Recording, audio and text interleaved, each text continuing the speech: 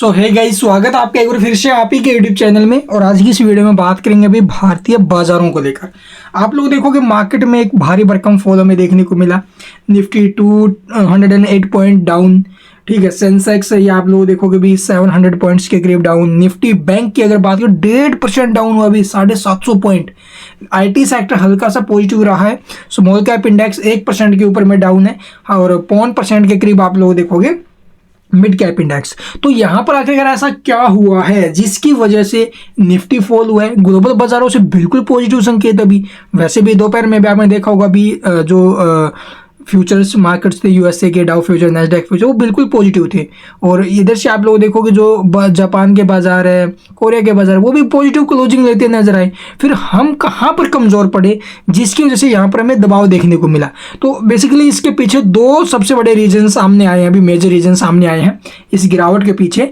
सबसे पहला जो रीजन है वो आप लोग देखोगे भी MSCI इंडेक्स का जो अपडेट आया था वो, और जो HDFC बैंक में जितना वेटेज का अनुमान लगाया जा रहा था उससे कम वेटेज आना, ये सबसे बड़ा कारण था जिसकी वजह से HDFC बैंक में भारी भरकम फॉल हमें देखने को मिला।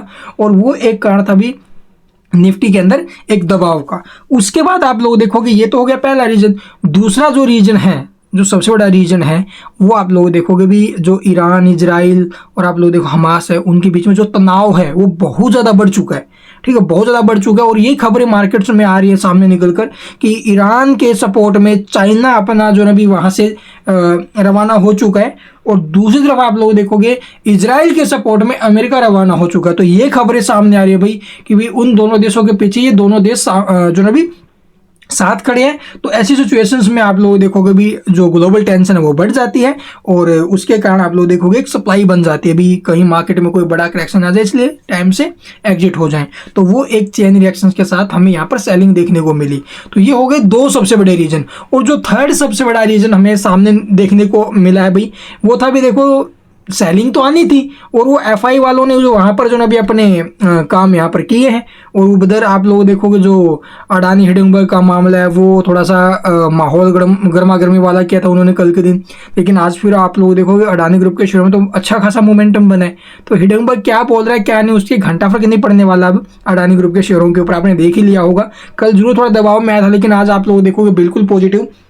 और ये खबरें सामने निकल के आएगी अडानी ग्रुप के ऊपर या फिर सेबी के ऊपर पर्सन तब उठ रहे हैं जब शो कॉज नोटिस भेजे हैं और उनके कोई जवाब नहीं दे रहा। ऊपर से आप लोग देखो वो बात है, कहते हैं ना भी कोतवाल चोर को डांटे, तो वही बात हो रहा है कि चोर कोतवाल को डांटे, सॉरी। तो वो जो कहावत है वो यहाँ पर बनते हुए नजर आ रही है कि अब सेबी के ऊपर सवाल खड़े कर दिए, पहले कोटक बैंक को बीच में घसीट दिया।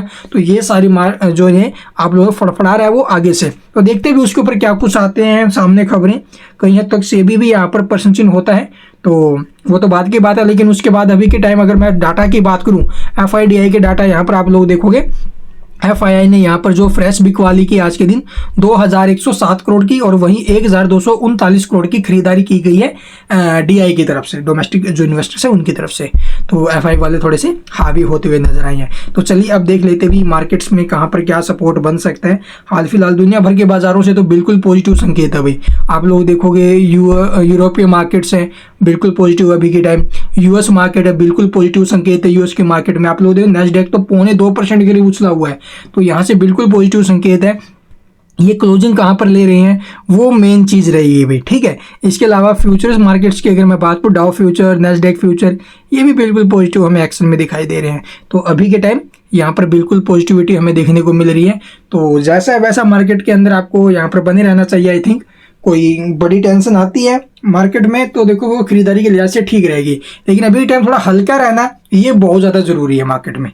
तो ये रहेगी खबरें। और इनके अलावा कुछ पूछना है कमेंट में पूछ सकते हो। निफ्टी के सपोर्ट की मैं बात करूँ तो निफ्टी का सपोर्ट बना हुआ 23,900 का, ठीक है। 23,900 का सपोर्ट है, देखते हैं यहाँ पर टिकता है तो। And thank you for watching the video.